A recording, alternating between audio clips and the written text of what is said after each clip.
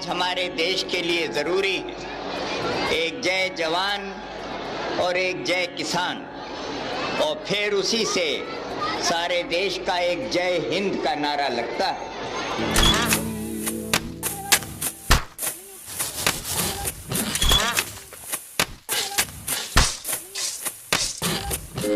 आसो आसो आसो करिबा चासो आसो आसो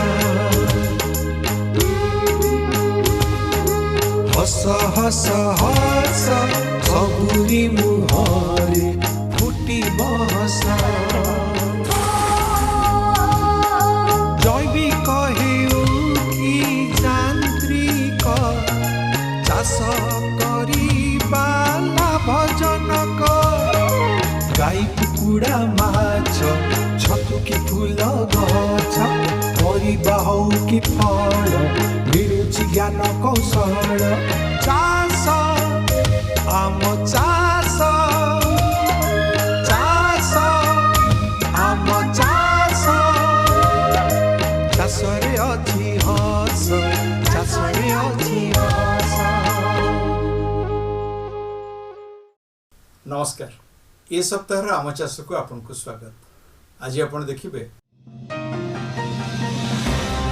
घुसुरी चाषरू मिलिबो लक्ष लक्ष टंका लाभ।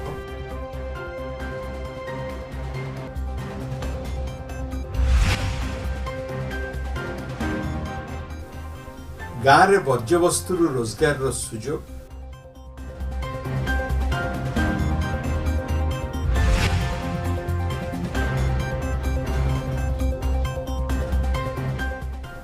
नुआ किसमर नड़िया चाष,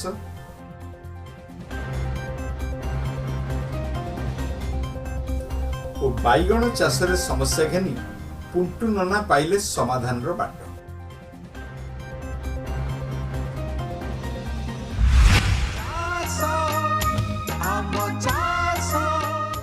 गाई छेली बा कुकुड़ा पालनर लाभजनक दिग संपर्क में अनेक जानते, हेले घुसुरी पालिले भी मासकु लक्ष लक्ष टंका लाभ मिल पारे।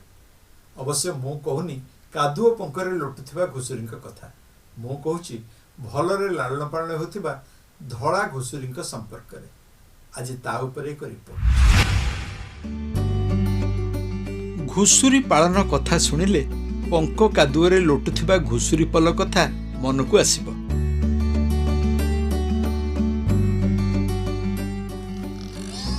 हेले बे जुग बदलिबा सह पशुपालनर पद्धति भी बदलिछि। सफा सुतुरा फार्म रे पालन हेउछि उन्नत प्रजातिर हजार हजार धड़ा घुसुरी।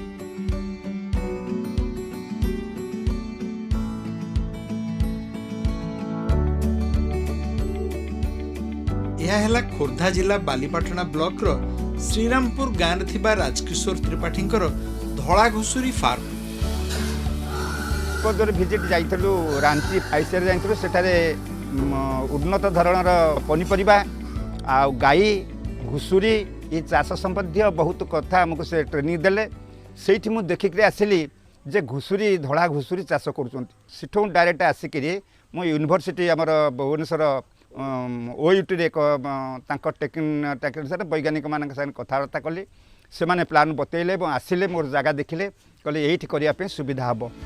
एटू मुझे आसिक से यूनिवर्सिटी मु आग 9टी घुसुरी किणली, जोठी सेमानक प्रजनन और लालन पालन करा जाई बिक्री योग्य हेबा परे बाहर को पठा जाए। राजकिशोर बाबू वृत्ति रे थिले जने शिक्षक।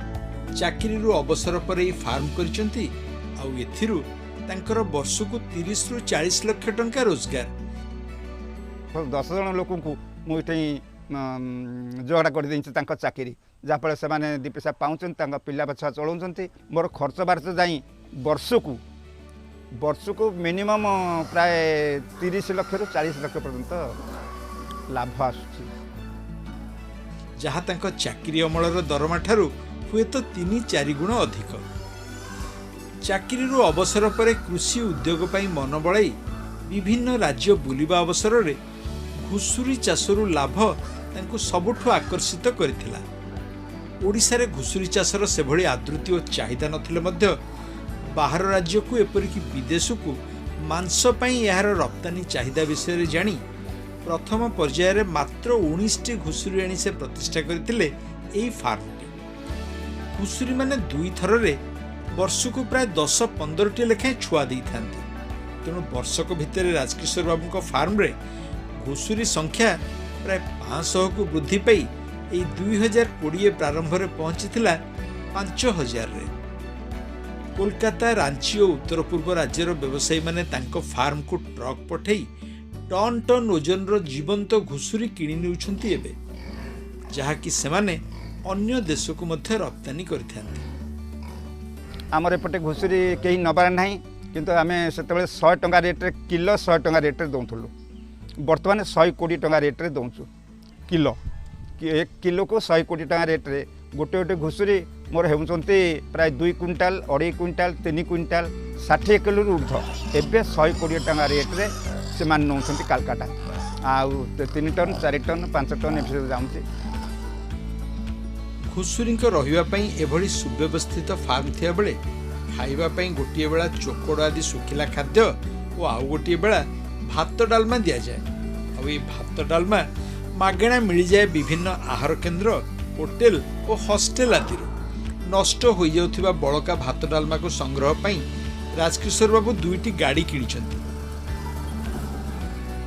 ई गाड़ीर ड्राइवर हेल्पर आउ घुसुरी को गाधेबा खाइबा को देबा और देखाशुना करिया पई फार्म रे 10 जन कर्मचारी नियोजित होइछंती। 2.5 लाख टंका घुसुरी 10टा नहीं 5 मासरे एका 75टा घुसुरी हेलानी। 4 मासरे मोर खर्च दिन को 1,70,000 खर्च है। खाद्य ये सब मेडिसिन लेबर चार्ज।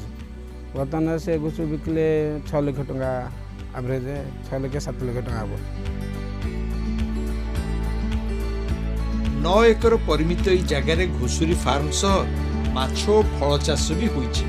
सिफारू किछिटा तालीम नहीं राजकिशोर बाबू ई पोखर रे एका संगरे रोही, भाकुर, मिरिकाली, चांदी और मागुर माछ छाड़िछंती। मिक्सड कल्टिवेशन जदि करिबो माछ ऊपर सरफेस फीड रहले कि ना भाकुर, मिडिल फीड रहले कि रोही आ डीप फीड रहले मिरिकाली। चांदीटा ऑल ओवर दी गड़िया ऊपर से टोटाल बुलिकरी करिवे खाइबे। से जो खाई पंख गुड़ाक उठेबे कि खाद्य उठेले ताको एमाने ग्रहण करेंगे भल बढ़े। आ मागुर चारिआडे बुलिक से खाइबे। फार्म रे शह शह संख्यार आंब, नड़िया, पिजुली, गुआ, यूकालिपटस और सागुआन गछ आदि लगी। चाकरी अवसर पर अनेक विश्राम नेबा को पसंद करते। हेले ई फार्म परिचालना और व्यवसाय प्रति राजकिशोर बाबू को आग्रह देखले लगे से एजाए अवसर नेले क्योंठी। केवल वृत्ति बदली सीना हेले इच्छा शक्ति और परिश्रम आगे बयस हार मानी और रोजगार यथेष्ट बढ़ी। गाँ गंडा और चाष जमीर काठीकुटा हेउ अबा सहर वर्ज्यवस्तु ये सब को ठिकणा भाव उपयोग कले ता अनेकों को दे परिबो रोजगार सुजोग आ ता छड़ा पूरण हो पार अनेक आवश्यकता। ये संपर्क में प्रयास चलती आईआईटी खड़गपुर दीर्घ वर्ष तले उत्तीर्ण होइथिबा वैज्ञानिक डॉक्टर पयोधर पाढ़ी और तांको इंजीनियर झियो देवश्री। आज तांको प्रयासर कथा। गाँ हेउ कि सहर वर्ज्य परिचालना एबे सबु अंचल पई पाल्टिछि मुंडबिंधार कारण। सहर रे प्रतिदिन बाहरुथिबा कुढ़ कुढ़ घरोई वर्ज्य को डंपिंग यार्ड रे गदेई दिया जाउछि, जहा फल रे स्थानीय अंचल दुर्गंधमय हेबा सह मृत्तिका प्रदूषित होउछि और वर्ष को वर्ष डंपिंग यार्ड पई अधिकरू अधिक जगह दरकार पड़ुछि।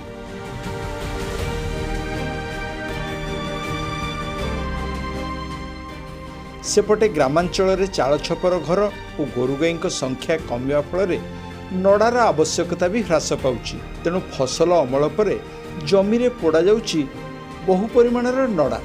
यह द्वारा केवल जे वायु प्रदूषण होउछि ता नुहे, माटीर उर्वरता मध्य ह्रास पाउछि। ता सहित जते माइक्रो ऑर्गेनिज्म रहउछि से सॉइल से गुडे भी मर जाउछि। या द्वारा नेक्स्ट टाइम जते कल्टीवेशन स्टार्ट होउछि फार्मर मान को बहुत खर्च करिया पड़ुछि से गुडा को रिकूप करिया। तेणु ताको ओवरकम करिया पे बा ताको एको प्रिवेंट करिया पे एकमात्र सॉल्यूशन स्ट्रॉ को यूटिलाइज करिया दरकार।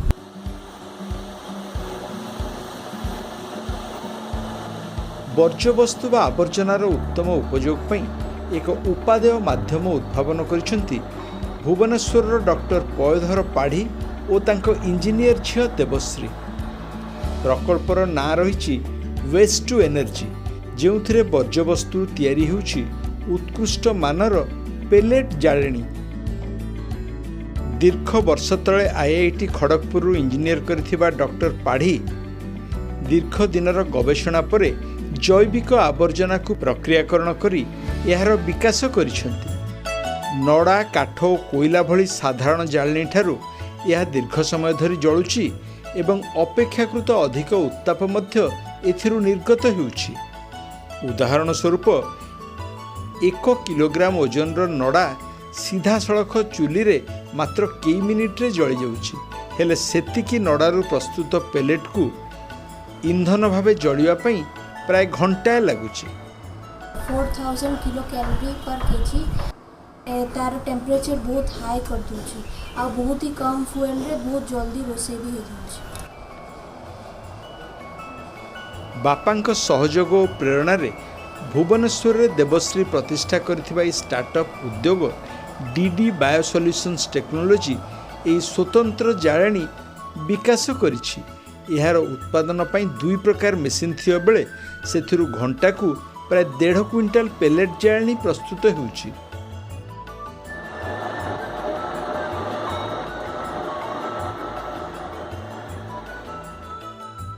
कौनसी आग्रही उद्योगी एही मेसिन किनी निज अंचलरू संगृहित आवर्जनारू पेलेट जाळेणी उत्पादन कले ताहाकू बिकी मासकू प्राय 30,000 टंका रोजगार करिपारिबे बोली डॉक्टर पाढ़ी कहती।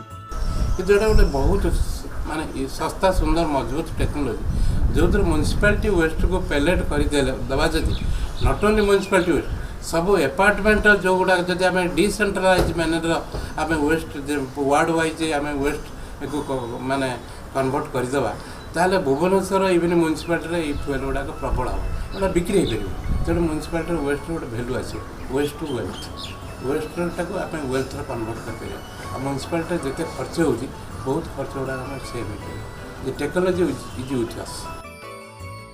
एही पेलेट जाळेणीर व्यवहार करी बिना धुआं किभली रोषेई करी हेबो सेथिपई 3 प्रकार स्मोकलेस चूल्हा मध्य निर्मित होईछि। एथिसह लोकंकु बिना धुआं रोषेई बास पई कम खर्चरे रंधन गैसर एक उत्कृष्ट विकल्प मिल पारिबो और बहु उद्योगी को देखाई पारिबो स्वावलंबी हेबार बाट। डेंगा किसमर नड़िया गछ लगे सेथिरु फल पाइबा जाए अपेक्षा न रखी छोट गछरे केमिति बेसी फल पाई हेबो सेथिपई युव वैज्ञानिक डॉक्टर सत्य तापस प्रतिष्ठा करछन्ते एक नर्सरी। आज से संपर्क रे किछि गत वर्षर प्रलयंकारी बात्या फनी केवल जे घरद्वार भांगी शताधिक परिवार को बासहरा करिथिला ता नुहे 49 पवन छड़ाई नैथिला अनेकंक जीवन जीविका।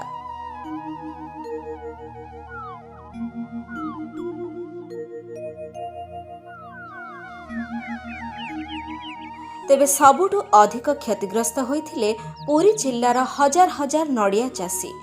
वर्ष सारा रोजगार देउथबा लंबा लंबा नड़िया गछ गुड़िक पवन माड़ सही न पारी धराशायी होइथिला नचेत अधारू भांगी जाइथिला। राज्य सरकार पक्षरु एही नड़िया चाषी को क्षतिपूरण सहायता सह नड़िया चारा जोगाई दिया जाइछि। हेले ओडिशा भली बात्या प्रवण राज्य रे नड़िया चाषी मानक पई एक स्थायी समाधान रो बाट खोजी बाहर करिसेंती भुवनेश्वर स्टार्टअप उद्योगी डॉक्टर सत्य तापस। 2018 मसीहारे कोकोनट नेचुरल ड्रिंक्स नामक स्टार्टअप करी नड़िया चाष और चाषी पई नुआ नुआ ज्ञानकौशल विकास क्षेत्र में कार्य करुचंती तापस। से एबे एक स्वतंत्र बामन जातीय हाइब्रिड किसम नड़िया चारा उत्पादन और चाषी मध्यरे ताहार प्रचलन दिगरे अधिक गुरुत्व देउछंती। तांको कहिबा कथा देशी नड़िया गछ गुड़िक अधिक लंबा होइथुबारु बात्यारे सहजरे भांगी जाउछि। हेले से उत्पादन करुथुबा डीटी शंकर जातीय गेड़ा किसम नड़िया चारा लगाइले गछ अधिक डेंगा हब नाही एवं पवन रे गछ भांगिबा आशंका मध्य कमिजिब। आमर चाषी माने जो देशी गछ लगुंट ता बदल आम जदि ड्वार्फ वेराइटर बामन प्रजातीय जदि शंकर जातीय नड़िया गछ ओडिशा लगा जाए ताल चाषी माने निहाती भाव लाभ पाइपर बहुत कम समय भितर एथुरु उत्पादन पाइपर एवं अधिक नड़िया पाइपर तेणु से आम एक दक्षिण भारत में आम देखिलु जे सबुठु बेस्ट हाइब्रिड कोड़ा नड़िया चाष करुवा हाइब्रिड से भाया नड़िया को आम प्रथम थर ओडिशा को आणलु जोटा को आम कहूँ डी क्रॉस टी संपूर्ण हाइब्रिड ओडिशा प्रथम थर इंट्रोड्यूस करैलु। बामन बा गेढ़ा जातीय हाइब्रिड नड़िया गछ केवल जे बात्यारे तिष्ठि पारिब ता नुहे सत्यतापस कहती एथिरे देशी गछ अपेक्षा शीघ्र फल धरे एवं 3-4 गुण अधिक संख्यार नड़िया फले। पैड भावे बिक्री पाई मध्य देशी किसम अपेक्षा एहार अधिक चाहिदा रहिछि। एही हाइब्रिड किसम नड़िया गछरे मात्र 2-3 फुट उच्चतारू फल धरिबा आरंभ करे एवं गछ अति बेसी रे 25 रु 30 फुट हुए। आमर जमती गोटे बहुत बड़ समस्या डेंगा गछरे चढ़िया मालुआ मिलू नाहांती मैन पावर नाही तेणु चाषी माने ठीक समय पैड कि नड़िया को हार्वेस्ट कर पार ना तेणु से कंपेयर रे से तुलन में आपड़ जब हाइब्रिड नड़िया गछटे देखिए ताल से 2 फुट 3 फुट रु फल आरंभ हुए जोटा कि मैक्सिमम हाइट 20 फुट रु 25 फुट पर्यंत पहुँचे।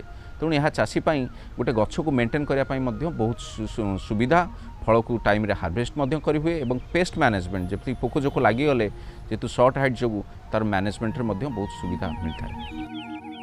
ओडिशा रे श्रीफल बोलाउथबा नड़िया आम परंपरा पर्वपर्वाणी और रोसई बासरे बहुल भावे व्यवहृत होइथाय।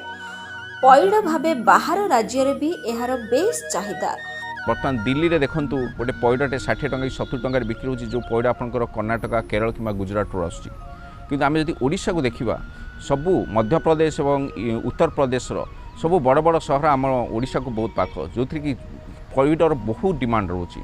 जदि आमे केवल पैड को ही केवल फोकस करूँ पैड सरप्लस प्रोडक्शन पाई एवं उत्तम मानर पैड ताहले एटा आम इकोनोमी को बहुत भल भाव बूस्ट कर पारिबो। तेणु सबु दिग को दृष्टि रे रखी ठिकणा भावे नड़िया चाष कले पुरी समेत आम राज्यर अन्य उपकूलवर्ती अंचलगुड़िक पई एहा जे आर्थिक मेरुदंड पालटि पारिबो एथिरे संदेह नाही। बाइगण कियारी रे कांड फल बिंधा कीट उपद्रव आम फुंटुनाकर मुंड बिंधार कारण होईछि आउ एई समस्यार समाधान पई से पहुंचंती विशेषज्ञ पाखे सुनिबा समाधान रो बाट।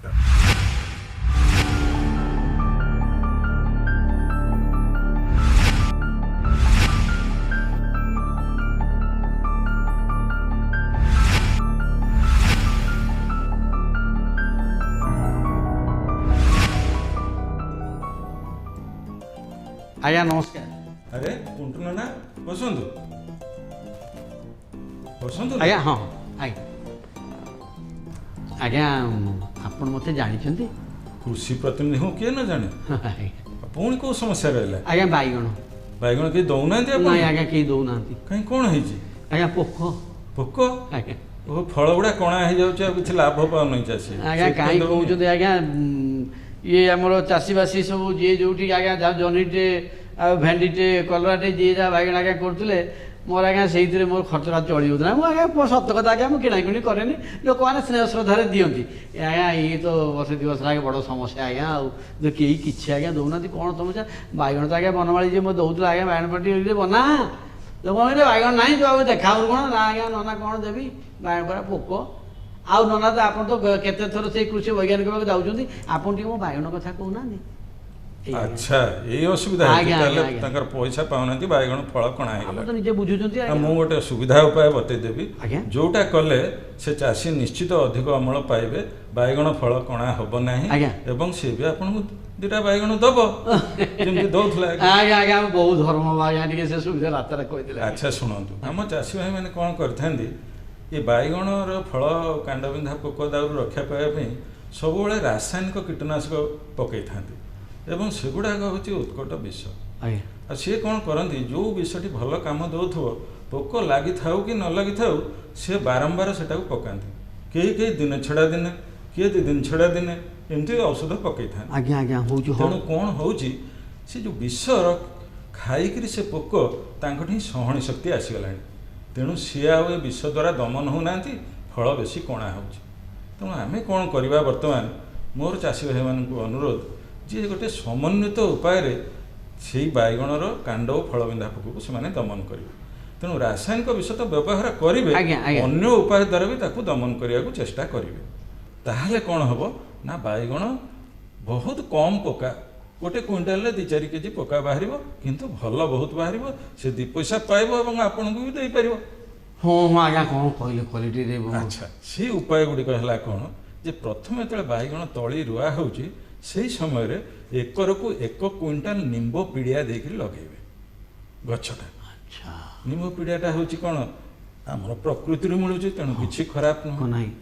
ଆଚ୍ଛା, ତାପରେ ପୋକକୁ ପିତା ଲାଗିବନି, ସେମାନେ ପୋକ ଲାଗିବ ଆଗ୍ରହ କରନ୍ତି। ଆଜ୍ଞା, ତାପରେ କ'ଣ ହେଉଛି ନା ଗଛ 15 ଦିନ ହେଇଗଲେ କ୍ଷେତକୁ ସବୁବେଳେ ଚାଷୀ ଭାଇଟି ଯାଇ ବୁଲିକିରି ଦେଖିବ ଯେଉଁ ଅଗ ଡାଳଟି ଝାଉଁଳି ଥିବ ତାଠୁ ଇଞ୍ଚେ ଖଣ୍ଡେ ତଳୁ ସେଟାକୁ ଛିଣ୍ଡେଇ ଦେବ।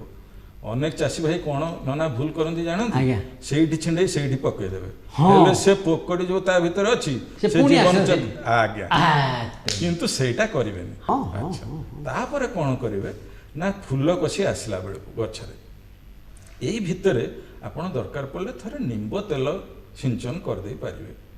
ନିମ୍ବ ତେଲ ବଜାରରେ ବିଭିନ୍ନ ପ୍ରକାରର ମିଳୁଛି, ତା ଭିତରୁ ଆମର ଗୋଟେ 1500 ppm ଯେଉଁଟା ମିଳୁଛି ସେଇଥିରୁ 600 ମିଲିଲିଟର ଏକର ପ୍ରତି 200 ଲିଟର ପାଣିରେ ମିଶାଇ ସିଞ୍ଚନ କଲେ ଏ ପୋକର ବଂଶବୃଦ୍ଧି କମେ। 200 ଲିଟର ପାଣି, 600 ମିଲିଲିଟର ଔଷଧ। ତାପରେ ଯେତେବେଳେ ଫୁଲ କଷି ଆସୁଛି ସେତିକିବେଳେ ନନା କ'ଣ କରିବେ, ଆମର ଗୋଟେ ସଙ୍ଗ ଆକର୍ଷକ ଜନ୍ତା ମିଳୁଛି, ଇଂରାଜୀରେ ତାକୁ ଫେରୋମୋନ୍ ଜନ୍ତା କହନ୍ତି। ସେଇ ଜନ୍ତା ଏକରକୁ 10ଟି ବସେଇଦେବେ। ସେଥିରେ କ'ଣ ହେବ, ସେ ବାସ୍ନାରେ ଅଣ୍ଡିରା ପୋକ ଆସିକିରି ସେଥିରେ ଧରା ପଡ଼ିକିରି ରହିଯିବେ, ଆଉ ବାହାରି ପାରିବେନି ସେ ଜନ୍ତା। ଫେରୋମୋନ୍ ଜନ୍ତା ବା ସଙ୍ଗ ଆକର୍ଷକ ଜନ୍ତା। କିନ୍ତୁ ଖାଲି ଏଇଥିରେ ଯେ ରକ୍ଷା ହେଇଯିବ ସେ କଥା ନୁହେଁ, ଆମକୁ ଆହୁରି ବି ଉପାୟ ଅବଲମ୍ବନ କରିବାକୁ ପଡ଼ିବ। ଏଇ ଯେତେବେଳେ ଫୁଲ କଷି ଆସୁଛି ପ୍ରଥମେ ଗୋଟିଏ ଔଷଧ, କୀଟନାଶକ ଔଷଧ ବ୍ୟବହାର କରିବେ, କିନ୍ତୁ ସେଇଟା ଆମ ପ୍ରତି କିଛି କ୍ଷତି ନୁହେଁ। ତା ନାଁ ହେଉଛି କାତି ନିରୋଧକ। ଆଚ୍ଛା, ନୋଭାଲିଉରନ୍ 10 EC ନାମରେ ମିଳୁଛି। ସେଥିରୁ 200 ମିଲିଲିଟର 200 ଲିଟର ପାଣିରେ ମିଶାଇକିରି ଏକର ପ୍ରତି ସିଞ୍ଚନ କରିଦେବେ, ଥରେ ସିଞ୍ଚନ କରିଦେବେ। ତାପରେ ସବୁବେଳେ ନଜର ରଖିଥିବେ ବିଲରେ ଯେ ଦେଖିବେ ଯଦି ଶତକଡ଼ା 100ଟା କାଣ୍ଡରୁ 4ଟି କିମ୍ବା ତାଠୁ ଅଧିକା କାଣ୍ଡ ଝାଉଁଳିଲାଣି, କିମ୍ବା ଯେତେବେଳେ ବାଇଗଣ ତୋଳୁଛନ୍ତି 14 କେଜି କିମ୍ବା ତାଠୁ ଅଧିକ ପୋକା ବାହାରୁଛି, ତାହେଲେ କେବଳ କୀଟନାଶକ ଔଷଧ ପକାଇବେ। ପ୍ରତ୍ୟେକ ଔଷଧ ଡବାରେ ଗୋଟିଏ 3 ଗୁଣିଆ ଚିହ୍ନ ଥାଏ, କେତେଟାରେ ନାଲି ଚିକଣ ଚିହ୍ନ ଥାଏ, କେତେଟାରେ ନୀଳ ଥାଏ, କେତେଟାରେ ସବୁଜ ଥାଏ, ଆଉ କେତେଟାରେ ହଳଦୀ ଥାଏ। ତ ଆମେ ଚେଷ୍ଟା କରିବା ସବୁଜ ତ୍ରିକୋଣ ଥିବା ଔଷଧ ବା ଅତି ବେଶୀରେ ନୀଳ ତ୍ରିକୋଣ ଥିବା ଔଷଧ ପକାଇଲେ ସେଟା ଆମମାନଙ୍କୁ ଆଉ ଆମର ଯେଉଁ ପରାଶ୍ରୟୀ ପରଭୋଜି କୀଟମାନେ ଅଛନ୍ତି ତାଙ୍କ ପାଇଁ ସେଟା ସେତେ କ୍ଷତିକାରକ ନୁହେଁ, ବିପଦମୁକ୍ତ ରହିବା। ସେ ବାଇଗଣଟି ଖାଇଲେ ବି ଆମକୁ କିଛି କ୍ଷତି ହେବ ନାହିଁ। ତ ସେଇଭଳିଆ କେତୋଟି କୀଟନାଶକ ଔଷଧ ଅଛି। ଗୋଟିଏ ହେଲା ସ୍ପିନୋସାଡ୍ 45 SC। এই ଔଷଧରୁ 80 ମିଲିଲିଟର ବା 75 ମିଲିଲିଟର ପକାଇଲେ ବି ହେବ, କାରଣ 75 ମିଲିଲିଟର ଡବା ଆସୁଛି ଗୋଟେ ଏକରକୁ 200 ଲିଟର ପାଣି। କିମ୍ବା ଆଉ ଗୋଟିଏ ଔଷଧ ଅଛି ସ୍ପାଇନେଟୋରାମ୍ 11.7 SC, ସେଥିରୁ 200 ମିଲିଲିଟର ଏକରକୁ। କିମ୍ବା ଆଉ ଗୋଟିଏ ଔଷଧ ଆସୁଛି ତା ନାଁ ହେଉଛି ଫ୍ଲୁବେଣ୍ଡିଆମାଇଡ୍ 39.35 SC, ସେଥିରୁ 80 ମିଲିଲିଟର। କିମ୍ବା ଆଉ ଗୋଟିଏ ଔଷଧ ଆସୁଛି ତା ନାଁ ହେଉଛି ଇମାମେକ୍ଟିନ୍ ବେଞ୍ଜୋଏଟ୍ 5 SG, ସେଇଟାକୁ 80 ଗ୍ରାମ ଏକରକୁ। କିମ୍ବା ଆଉ ଗୋଟିଏ ଔଷଧ ଆସୁଛି ତା ନାଁ ହେଉଛି କ୍ଲୋରାନ୍ ଟ୍ରାନିଲି ପ୍ରୋଲ୍ 18.5 SC, ସେଥିରୁ 80 ମିଲିଲିଟର ଏକର। ତ ଏଇ ଯେଉଁ ଯେତେଗୁଡ଼ିଏ ଔଷଧ କହିଲି ତା ଦେହରୁ ଯେଉଁଟା ମିଳୁଥିବ ଗୋଟାଏ ଔଷଧ ସବୁବେଳେ ବାରମ୍ବାର ପ୍ରୟୋଗ କରିବେ ନାହିଁ, ବୁଝିଲେ ତ? ମୁଁ ଯେମିତି ବତେଇଲି ସେମିତି କଲେ ବାଇଗଣରେ ଆଉ ପୋକ କମ୍ ଲାଗିବ ଏବଂ ଚାଷୀ 2 ପଇସା ପାଇବ। ଆଜ୍ଞା, ଆପଣ ବୁଝିଲା ଭଳିଆ ବୁଝିଲେ, ଏଣିକି ମୋ ଘରକୁ ନିଜ ବାଇଗଣ ଆସିବ। ଆଉ ଆପଣ ଯେଉଁ କଥା କହିଲେ ମୁଁ ଆଗ ଯାଇକି ଆମ ବନବାଡ଼ିକି ବୁଝେଇବି। ଆଉ କିମ୍ପା ହୁଅ ଭାଳି ବାଇଗଣେ ଆଉ ଲାଗିବନି ପୋକ ବୁଝିଲ ତ ବନମାଳୀ। ଆଜି ପାଇଁ ଆମ ଚାଷ ଏଇଠି ଶେଷ ହେଲା। ପୁଣି ଆପଣଙ୍କ ସହ ଦେଖା ହେବ ଆସନ୍ତା ଶନିବାର ସନ୍ଧ୍ୟା 6টাରେ କେବଳ ଦୂରଦର୍ଶନରେ। କାର୍ଯ୍ୟକ୍ରମ ସମ୍ପର୍କରେ ଆପଣଙ୍କର ମତାମତ ଜଣାଇ ଆମକୁ ହ୍ୱାଟ୍ସଆପ୍ କରିବେ। ଆମର ନମ୍ବର ହେଲା 7008976501। ଆପଣ ଆମକୁ ଇମେଲ୍ ବି କରିପାରିବେ amchaso@gmail.com। ନମସ୍କାର। ଚାଷ ଆମ ଚାଷ ଚାଷରେ ଅଛି ହସ ଚାଷରେ ଅଛି